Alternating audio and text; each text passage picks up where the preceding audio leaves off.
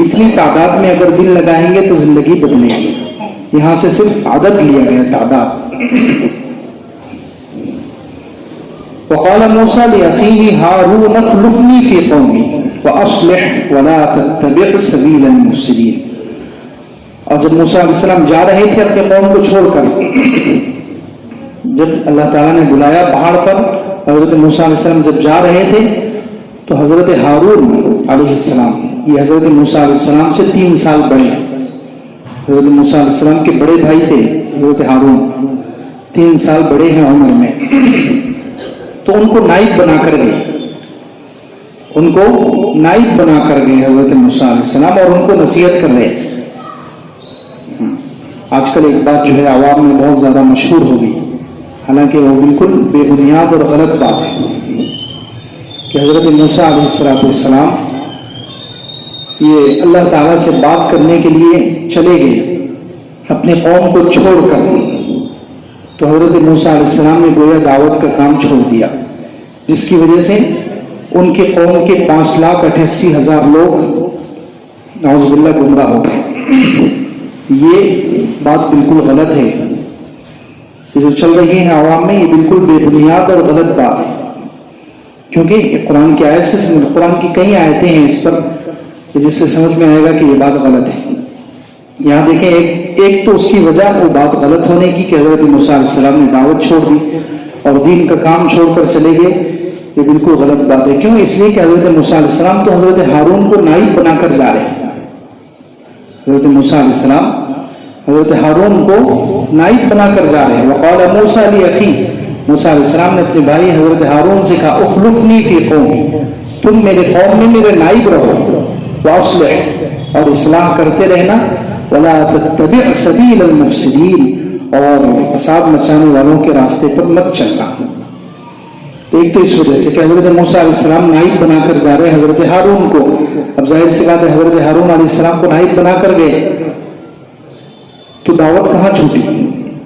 حضرت ہارون علیہ السلام اصلاح کر رہے ہیں اپنے قوم کی، اپنے قوم میں ایک نبی تو موجود ہے. تو اگر یہ کہیں گے کہ دعوت چھوٹ گئی تو گویا دونوں نبیوں پر الزام ہے، حضرت موسیٰ علیہ السلام پر بھی الزام ہے اور حضرت ہارون پر بھی الزام ہے کہ انہوں نے رہ کر صحیح کام نہیں کیا ہے. ایک تو اس بات کی غلط ہونے کی ایک وجہ تو یہ ہے. دوسری وجہ اس کی یہ ہے کہ حضرت موسیٰ علیہ السلام خود نہیں گئے. حضرت موسیٰ علیہ السلام خود نہیں گئے، اللہ تعالیٰ نے ان کو بلایا ہے. کس نے بلایا؟ شریعت دینے کے لیے، کتاب دینے کے لیے کس نے بلایا؟ اللہ تعالیٰ نے بلایا ہے ان کو. اگر کہیں گے کہ حضرت موسیٰ علیہ السلام چھوڑ کر چلے گئے اور حضرت موسیٰ علیہ السلام کی وجہ سے نعوذ باللہ اتنے لوگ گمراہ ہوئے، تو پھر گویا الزام اللہ تعالیٰ پر بھی آئے گا، کیونکہ بلانے والے کون ہیں؟ اللہ ہے. تو گویا اللہ نے اور حضرت موسیٰ علیہ السلام دونوں نے مل کر گمراہ کیا، نعوذ باللہ. کتنی غلط بات ہو کہ وہ خود سے نہیں گئے، اللہ تعالیٰ کے بلانے پر گئے. اللہ تعالیٰ نے شریعت دینے کے لیے بلایا، تورات دینے کے لیے بلایا. تو اگر یہ کہا جائے کہ حضرت موسیٰ علیہ السلام نے چھوڑ دیا اور اس کی وجہ سے لوگ گمراہ ہو گئے تو اللہ تعالیٰ بھی نعوذ باللہ اس میں شریک ہو رہے ہیں.